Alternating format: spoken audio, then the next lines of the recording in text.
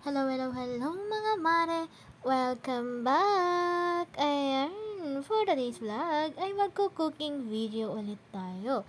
Ngayon naman mga mare, ang ating lulutuin ay Chicken Mommy Overload. Ayan, kung inyong mapapansin mga mare, pinapakuluan ko na po yung atay ng pork natin dito. Ayan. Nahugasan ko na po yan kanina mga mare, hindi ko na rin po na-videohan. And sinabay ko na rin po sa pagpapakulo ko mga mare yung mga itlog na ating gagamitin mamaya, pan-toppings. Ayan.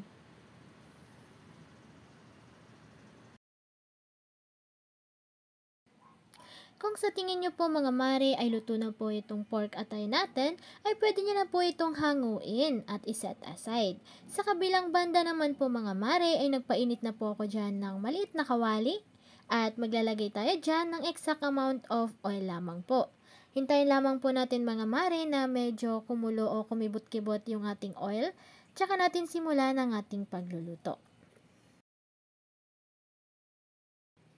Ayan mga mare, at ipan-fry na po natin ang ating garlic para sa ganun ay ating gagamitin mamaya sa pan-toppings. Ayan.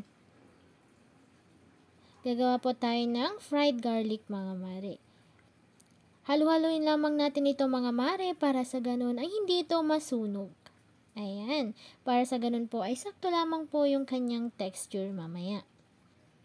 Gumamit po ako dyan mga mare ng low flame setting lamang po para sa ganun ay hindi mabigla yung ating garlic.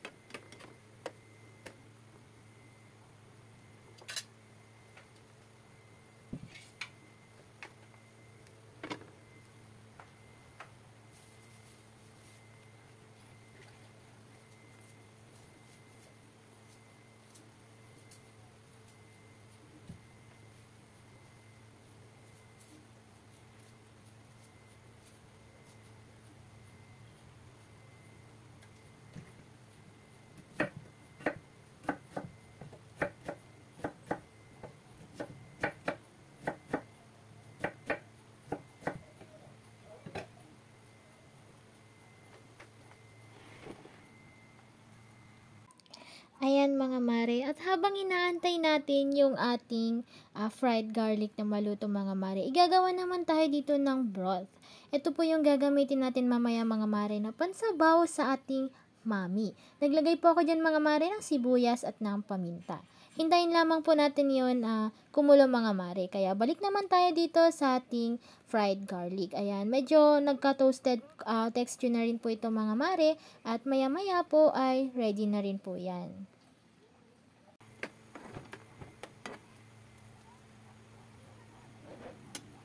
Ngayon naman mga mare, yung ating naluto na atay ng pork, ay hiwain lamang natin ito into strips mga mare. Nakadepende na po yan sa inyo mga mare kung gaano po kataba or kahaba po yung inyong paghiwa.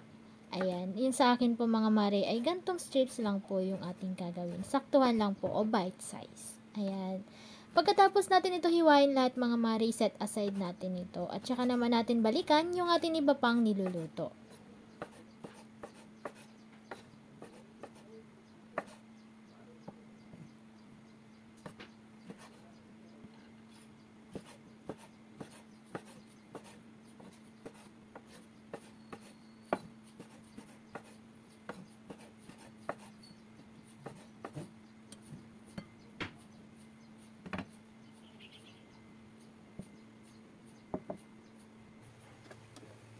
Ngayon naman mga mare, at nahiwa na natin yung pork atay natin, ay balik na tayo dito sa ating fried garlic. Medyo nagkaroon na po siya ng toasted texture dyan mga mare, at malapit na po yan maluto. Kaya naman, halu-haluin lamang natin ito para sa gano'n na hindi siya masunog. Pagkatapos nga po niyan mga mare, ay bumalik naman po ako dito sa ating niluluto na broth kanina. Ngayon naman mga mare, lagay na natin yung ating chicken breast. Ayan, dito natin papakuluan yung chicken breast natin mga mare. Nalinis ko na po yan siya kanina mga mare. Ngayon naman, balik ulit tayo dito sa ating fried garlic mga mare. Ayan, kung inyong titignan mga mare, ay medyo nag-brown-brown na ito at nagkakaroon na siya ng toasted texture. Ayan, hintayin lamang natin mga mare na magkaroon siya ng mas toasted pang texture. Saka natin ito hanguin at i-drain natin yung mga excess oil niya mga mare. And iset aside natin. Ayan.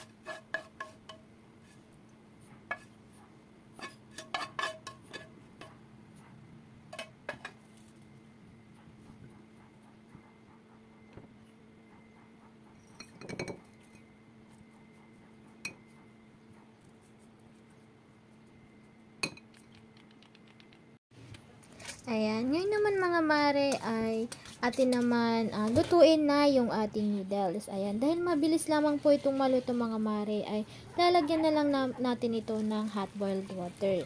Ayan, para sa ganun mga mare ay unti-unti na rin itong lumambot. Ayan, yung gamit kasi nating noodles dito mga mare ay yung mabilis na maluto. Kaya naman hindi na natin kailangan pang lutuin o pakulaan ito sa tubig. Ayan. Yung simpleng hot boiled water lamang po mga mare ay okay na po yan. And hindi po yan magtatagal sa pagbababad mga mare. Ayan, para sa ganun ay hindi siya malata. Ngayon naman mga mare, ay drain na po natin yung tubig neto. At saka bumalik naman po tayo sa ating nilulutong chicken breast or chicken broth. Ayan, pagkatapos nga yan mga mare, kapag naluto na po yung ating chicken breast, ay hanguin na po natin yan at saka natin i-shred para sa ganun ay mailagay rin po natin mamaya as toppings po sa ating mommy chicken overload.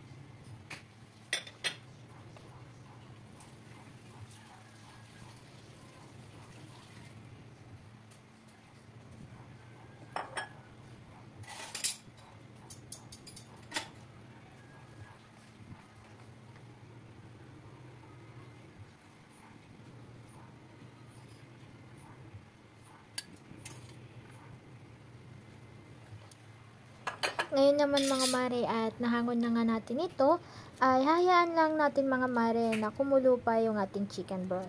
Samantalang yung ating chicken breast na hinango kanina mga mare ay palamigin muna natin tsaka natin i-shred. Ayan, naglagay po ako dyan mga mare ng 2 Knorr cubes para sa ganun ay dagdag pampalasa na rin po sa ating chicken broth.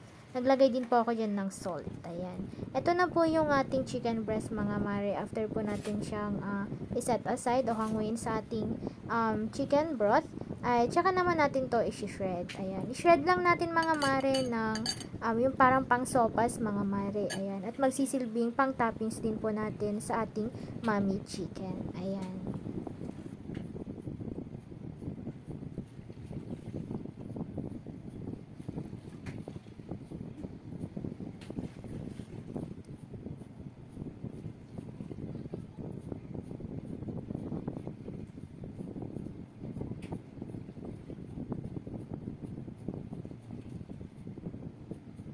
After nga nyan mga mare, ito na lahat ang ating ingredients. Hindi ko na po na-videohan yung iba, pero ayan po mga mare at magpe-plating na po tayo. Maglagay lamang tayo mga mare ng konting amount ng noodles, ayan.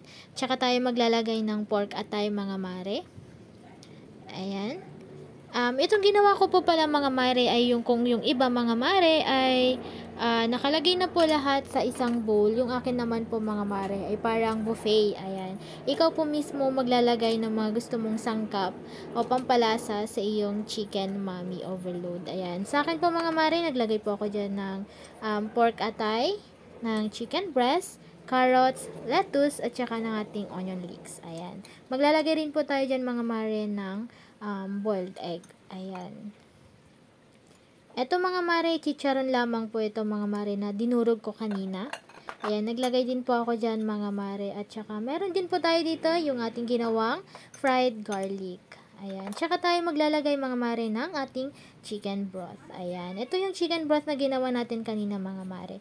Masarap to mga mare, lalong-lalo na po kapag taglamig.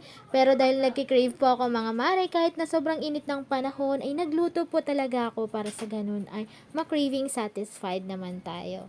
Ayan. Kaya ano pang iniintay niyo mga mare? Subukan nyo na to sa inyong mga tahanan at i-serve sa inyong pamilya ng with love. Ayan. Ito na po ang ating chicken mommy overload.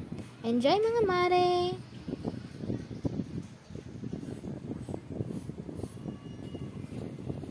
Thank you for watching!